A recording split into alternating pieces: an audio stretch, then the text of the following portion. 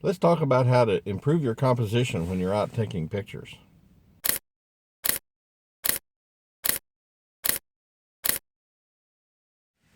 Hey, thanks for joining me this morning. One of the things that I found when I jumped into digital photography was that the difference in image quality between digital and film was remarkable.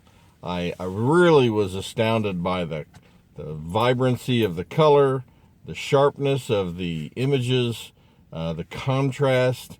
I mean, the images really just have a vibrancy that film is different. It doesn't have the same thing. And as I started shooting more and more digital, being a photographer and liking the technology that comes with digital photography, one of the things that I kind of got caught up in is really, looking at my pictures and looking for the sharp, and looking at how sharp it is and how contrasty and the color science. And somehow in that process, I find myself from time to time kind of getting lost in the thought of thinking about composition as much. Especially, I like to do macro photography, and one of the things I love about digital is that the macro photography is just, you can do some amazing stuff. And then when you get these images, you can see all this incredible detail, and they're so sharp, and colors are amazing, and yeah. And so from time to time, I like to do something that will help me just really focus on composition. And one of the things that I do with film photography is pinhole photography. And pinhole photography, black and white film, shooting through a pinhole, you eliminate all the sharpness, you eliminate the contrast. With black and white film, you eliminate the colors. So what have you got left? Composition. That's it. So what I like to do is take a digital camera and use a pinhole lens. Now, this is one I made from a C-mount adapter. I have a video on how to make a pinhole lens out of a body cap, and I'll put a link in the description down below. Really simple to do. You can make your pinhole out of the aluminum from a pop can and take a tiny needle and make one, or you can buy one. And I bought some laser drilled pinholes from Reality So Subtle. I'll put a link in the description down below for them too. Not very expensive. They come from France, but I was amazed at how fast they came. They came really quick. So you don't have to wait too long if you want to do that. And they have a variety of sizes. You're going to need a pinhole for a mirrorless camera of 0.1, or maybe the one I have is 0.15 millimeters. So it's a really tiny hole. So let's get started talking about how you can improve our composition. Before we do that, if you would, please click on the like and subscribe buttons, and let's get started. So I'm downtown here in Oklahoma City, and it's springtime in Oklahoma. So while it's nice and sunny outside, which would be great for taking pictures, it's springtime in Oklahoma. So it's really windy. There's a wind of about 24 mile an hour with gusts in around 35. So being able to shoot video outside is, the audio would just be horrible. So I decided, as much as I hate to do it, just to shoot another one of these from inside the car. And I'm going to go out, though, and take some pictures, just try to play around with this some today. So, but what I'm doing today is I'm using an Olympus EP5. It's really one of my favorite cameras. Just really compact, mirrorless, micro four thirds. And I've got this set to monochrome. Now, this camera actually has a pinhole mode, but that pinhole mode doesn't really look like pinhole. And you can't turn off the color. It's going to be color. You can't make it monochrome. And one of the things I really like to do, like I said, is I'll take this camera, set it up, put it in monochrome, put the pinhole lens on.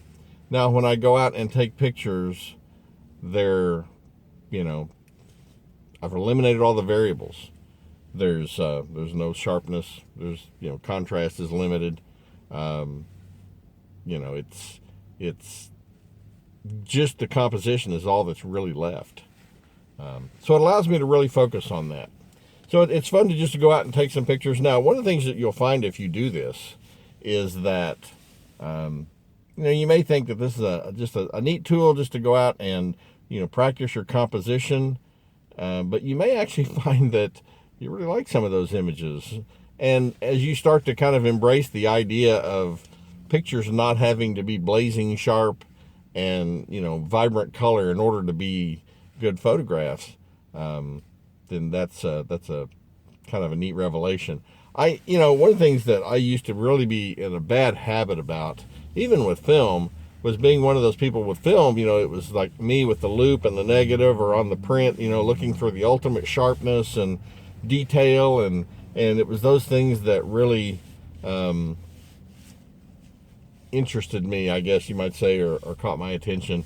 And there was an old term back in the film days of sniffing the print, which means you're right up there against the print, trying to look for detail. And you get caught up in that. And it's real easy to do with digital too. You look at these images and you can easily zoom in and see all this detail, and you can really get caught up in all that technology and the sharpness and everything, and forget that that's not really what makes a great image. When most people that aren't photographers look at a picture, they're not really wowed by the sharpness necessarily. They might like the detail of some pictures, and that they can see good detail, but that's not really what makes a great image to them. The color will obviously catch their eye, and the clarity of the image, and so the sharpness is part of that. But the thing that's really important that we lose sight of sometimes is composition. Now, it's really good to learn about composition, and I have this sense or idea that learning composition is a lot like learning to play lead guitar. Not that I'm a good lead guitar player, I'm not. But, a guitarist has to learn scales, and they have to, study music and understand how these, the scales for the different types of music they're playing. And then, in a particular scale, there are certain notes that have different uses. So, if you're playing a lead, there's resting notes, there's notes that are like stepping stones, and then notes that create tension. And so you start at a place of rest, and then you step up to a place of tension, and you play around that tension for a while, and then you step back down to the place of rest. And that's some of those patterns of how to use those notes are vitally important. But a musician has to kind of learn that at a level where it's kind of embedded in them, and they can't think about how to improvise a solo when they're trying to do that. They have to just be able to, produce these improvised solos and music without really thinking about it. It has to just be kind of a part of them. And that's the way composition is. If you're a photographer and you have, you're out shooting sports, or you're out shooting even macro or wildlife, and anything that's moving with children, some portraiture, models, things that move quickly, you've got to be able to compose just immediately on the spot. You can't think about it. You don't have time to think about composition. It has to just be something that's ingrained in your heart and your head, so that when you put the camera to your eye, you automatically compose an image, and you don't have to really think about it. I mean, there's times when you have plenty of time and camera's on a tripod maybe, or even if you're hand holding it, you've got plenty of time to take a picture of something. And things that are static, yeah, you can do that. But there's a lot of photography. If you're like a street photographer, you don't have time to compose. You have to, be able to put the camera up to your eye and take a picture and compose it right then. It's kind of like musical improvisation. So I think one of the great ways to practice that is through this process. You can, with a digital camera, I can set my ISO high enough, say maybe 800 or 1000, that I'll be able to handhold this, even with this aperture on this pinhole is f117. It's really tiny. So the shutter speeds can get kind of long, unless you run a fairly high shutter speed. But you can do, or ISO, but you can do that with a digital camera. You can easily set a high ISO and then be able to hand hold your pictures. If you are concerned about noise, you can use a slower ISO, but you got to be prepared to use a tripod. And part of the exercise here is to learn how to compose images quickly, without really thinking about it. And so being able to handhold kind of an advantage if you can do that. So, this is something you can do very simply and inexpensively for your digital camera. If you have a mirrorless camera, that really works best. The bodies are thinner, and so you can get a shorter focal length, you can get a wider angle. But if you have a DSLR, you can still do it. The viewfinder's going to be pretty dim, so you might just have to learn to kind of aim the camera, which kind of defeats the purpose of learning to compose when all you can do is just kind of aim the camera in general. So the mirrorless cameras are really the best for this. But again, the pinhole is really easy to do. There is a pinhole lens you can buy online. I think Thingify is the company. I've seen them on Amazon. They're not very expensive, and you can just order and buy a pinhole lens for your digital camera. And so if you're not really inclined to make one, you can certainly just purchase one. But I think this is something that every photographer would benefit from: going out, taking the pinhole lens, set the camera on monochrome, go out and just shoot some pictures, thinking about composition, and not not really having to worry about focus and color and all that stuff, just solely thinking about composition and learning to do that. And then when you get those pictures, when you download them from the camera, I think you'll find you'll learn a lot from that. When you eliminate all those, I hate to call them distractions, but when you eliminate all the distractions of image quality and color and all that stuff, and all you have left is the composition, that you can make some really interesting photos. And that's one of the reasons why pinhole photography is so popular today. There's a lot of people that make and buy pinhole cameras, and it's a big thing today. You can buy a pinhole camera if you want to shoot film. You can buy, like, this is a Holga pinhole camera. It shoots a really wide panoramic image. You can make pinhole cameras. I have some that I have made out of old like folding cameras. This is one, and I'll put links to videos I've done about these cameras down below. This is one I made from an old Olympus folding camera, and it's one of my favorite 6x6 120 film pinhole camera. I have large format pinhole cameras.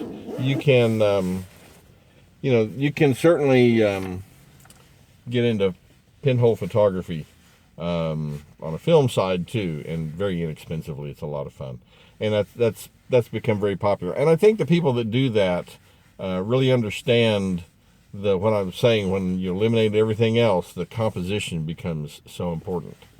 So anyway, that's kind of what I wanted to convey this morning. If you can get a pinhole lens for your digital camera, then go out and really focus on learning to compose. Study those books on composition, learn all the different rules. But the way you actually embed those into your head and your heart is by going out and practicing composition. You can read about something all day long, but the only way you're going to really ingrain it into you so that you can use it quickly is to take pictures. And doing it this way really allows you to focus on just composition. So I'm going to get out and see if I can take some pictures today, and with the wind, that'll make it kind of interesting. But I highly recommend, you give it a try and see what you come up with.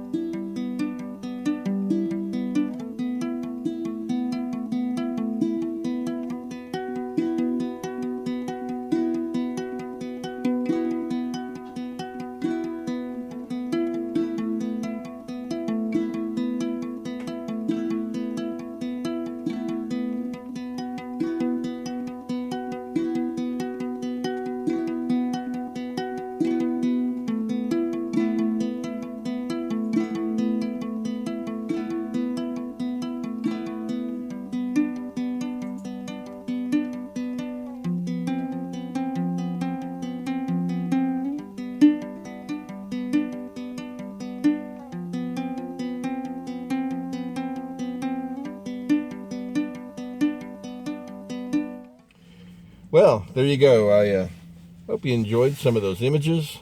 I included some images that did not shoot today, that I'd shot in the past, and some were actually from film pinhole cameras. But I think you can see from the pinhole images that there's just a lot you can do when you're trying to focus on composition. Also, as a side note, April 30th of this year, 2023, is Worldwide Pinhole Photography Day. So if you are interested in submitting a photograph, you can go to their website. I'll put a link in the description down below.